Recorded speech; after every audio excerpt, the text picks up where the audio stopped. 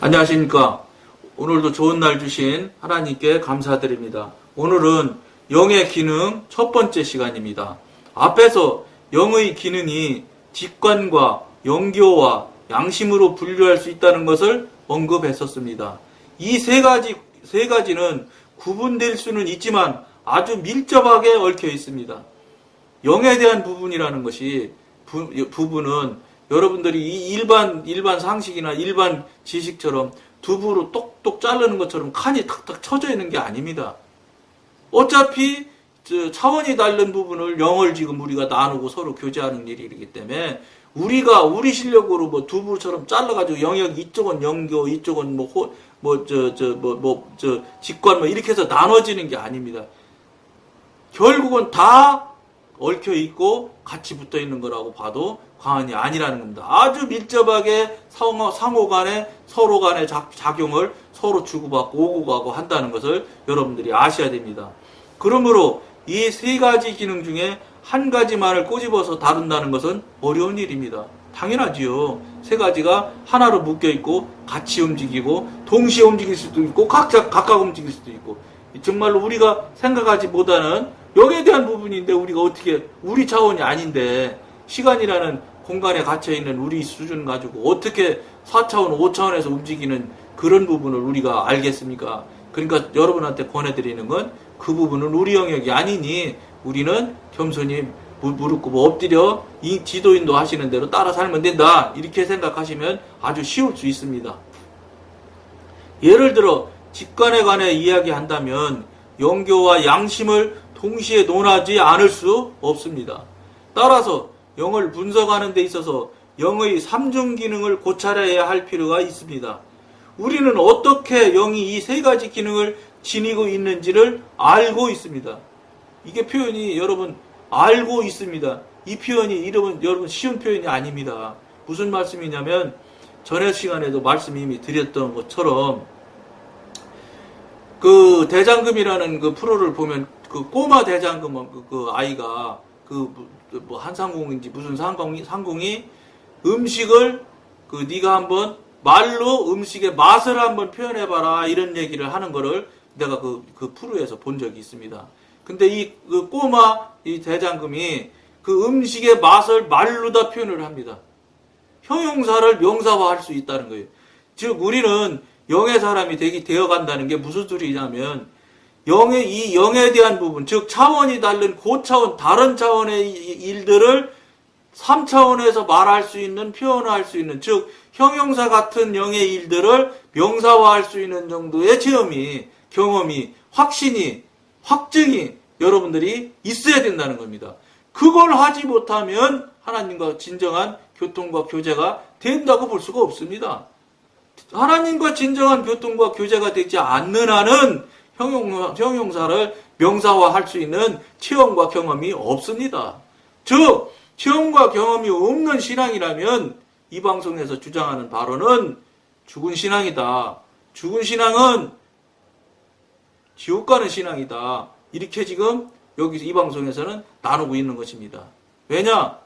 살아있는 신앙인이면 그렇게 될 수가 없습니다. 왜냐? 살아있고 하나님과 성령님과 교통하고 교제하는 신앙을 하고 있는 분 같으면 그 실제로 살아계신 성령님과 하나님과 교통교제하는 모양과 그거에 대한 반드시 그분과 교통교제하는 것에 대한 다른 사람, 일반 죽어있는 사람들과는 분명히 다른 상황이, 다른 상황들이, 다른 경험과 다른 체험들이 반드시 있어야 된다는 것입니다. 반드시 그런 것이 한 번도 없으면서도 내가 굉장한 신앙인처럼 잘하고 있는 신앙인이라고 생각을 하고 있다면 그거는 대단히 죄송하지만 자기 자신을 속이는 것이고 속고 있는 것이라고 여러분들이 이 방송에서는 강력히 이야기를 하는 겁니다. 무슨 소리냐? 그것도 늘 말씀드린 것처럼 내가 아니니까 아니라고 하지 마십시오. 내가 볼 때는 아닌 것 같은데 저분은 저렇게 주장을 하니까 내가 그럼 성령님한테 하나님한테 한번 물어봐야지. 이 계기점을 여러분은 이 방송을 보시고서 그 계기점을 잡으라는 겁니다. 그 계기점을 잡으셔야지만 여러분들이 거듭나고 되고 정말로 내가 지금까지 살아오고 지금까지 해왔던 신앙 행태들이 정말로 신앙이라고 말할 수가 없고 교회놀이, 종교놀이 수준에서 벗어나지 못하고 있다는 것을 빨리 깨닫고 깨우쳐서 새로운 삶, 정말로 성령님을 붙들고 사는 삶, 거듭난 삶 사는 여러분들이 되시게 할 수 있도록 돕기 위해서 이 방송을 하고 있다는 것을 명심하셔야 됩니다. 그러므로 여기처럼 세 가지 기능이 지니고 있는지를 알고 있습니다. 이렇게 말을 할 수 있어야 됩니다. 아는 것을 안다고 말할 수 있어야 됩니다. 형용사를 명사화할 수 있는 것처럼 그런 신앙이 그렇게 돼야 신앙이라고 표현을 할 수가 있는 것이지 믿음이라고 표현할 수가 있는 것이지 아무것도 없으면서 내 잘난 맛에 내 하고 싶은 대로 내 가서 교회 가서 직분이나 좀 받으면 목에 힘주는 그 맛으로 교회 다녀가지고 여러분 거기에 구원이 있겠습니까? 거기에 신앙이 있겠습니까? 거기에 정말로 진정한 믿음이 있겠습니까? 없지요. 죄송하지만 여러분들 듣기 불편하시겠지만 그거는 육신에 속한 종교놀이고 교회놀이지 신앙이라고 할 수가 없습니다. 그 수준에서 움직이는 것은 육신이고 자아이기 때문에 내 하고 싶은 대로 내 뜻대로 하고 있기 때문에 이것은 볼 것도 없는 것입니다. 육신과 자아에 속해 있는 이들은 마귀 사탄에 속해 있는 영역이기 때문에 그건 볼 거 없는 겁니다. 마귀 사탄의 영역대로 살아가는데 그 사람이 어떻게 천국을 가겠습니까? 그 사람이 천국 간다고 그러면 그것 자체가 기적 중에 기적이지요. 불가능한 일입니다. 왜냐하면 그건 불가능하다고 이미 성경에도 나오는 얘기 아닙니까? 그러니까 거기서 빨리 여러분들이 깨닫고 깨우치도록 돕자고 이 방송을 하는 겁니다. 남 하는 대로 남 100만 원 헌금하면 나는 150만 원 하면 50만 원어치 만큼 신앙이 더 좋다고 생각하는 이런 어리석은 아니라고 그러죠. 내가 그럴 리가 있냐고. 나는 내가 할 만하니까 150만 원 하는 거지 신앙이 내가 150만 원만큼 훌륭하다고 생각하지는 않아. 이렇게 말할 때는 그래요. 대화할 때는. 근데 속에 그 사람의 중심에서는 자식 나만큼 헌금한 사람이 어디서 이게 그대로 박혀 있습니다. 겉으로는 아니라고 그러지요. 신앙을 이야기할 때는 아닙니다. 그런 것들이 통용이 되는 것이 기성교회들입니다. 아니야 그럴 리가 있어. 왜냐 들리는 말로만 아니라고 하면 그 사람이 아닌 걸로 알 수밖에 없는. 그러니까 즉 영적으로 깨어있지 않고 거듭나지 않고 성령님과 교통규제를 받지 않다 보니까 분별받지 않고 이런 것 훈련이 되어 있지 않다 보니까 상대방이 거짓말하는 말이라도 상대방의 그 뒷심, 그 뒤에 있는 본질, 그 뒤에 있는 그 말을 하는 그 속뜻이 무엇이며 그 사람이 어떤 의지를 가지고 어떤 속셈을 가지고 그 말을 하고 있는지까지도 분별이 되고 알아져야 되는데 그걸 모르고 못하니까 그냥 아니라고 그러면 아닌 것으로 끝내려고 자꾸 그런 얘기를 합니다. 그러니까 저 같은 사람한테 자꾸 아니라고 나랑 가까이 있는 분들이 그런 얘기를 합니다. 아니라고 그래요 말로는. 제가 그러죠. 지금 아니라고 하지만 속은 잃었잖아요. 그러면 가만히 있습니다. 그때는. 다시 재차 부인을 못합니다. 독한 사람은 또 재차 부인하는 사람이 있습니다. 그럼 내가 다시 얘기합니다. 하나님이 이걸 듣고 있는데 정말로 거짓말 또 하실래요? 그러면 세 번째는 정말로 못하는 사람도 있는 걸 제가 여러 차례 경험한 적이 있습니다. 무슨 말씀이냐면 성령님과 교통하고 교제되며 지도인들을 받게 되면 은사능력은 저절로 받게 되어 있는 것이고 은사능력을 받게 되면 어느 부분이 더 크고 어느 부분이 약할 수는 있지만 그 은사능력으로 인해서 분별과 그 사람의 본질을 볼 수 있어요. 그리고 여러분 생각해 보십시오. 봐야 맞는 거예요. 왜냐? 전지전능하신 하나님과 교통하고 교제하며 그분의 지도인들을 봤는데 아무것도 모르는 일반인과 똑같을 것이라는 생각은 하셔서는 안 되죠. 똑같을 수가 없습니다. 반드시 다름이 있어야 됩니다. 그걸 지금 이 방송에서 계속 말을 하고 있는 겁니다.